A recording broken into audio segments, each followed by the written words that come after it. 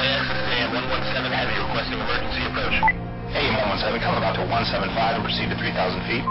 Roger that, LAX. We're not going to be able to make that approach. We're having trouble maintaining altitude.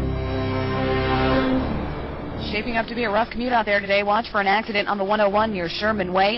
And we're just getting word that the 405 southbound has been shut down completely. It's like some sort of police activity's got it cleared for a 2-mile stretch from the 118 all the way up to Victory. As soon as we get more information, we'll let you know. But in the meantime, we'll get you through with another 40 minutes of your favorite hits on KCTV.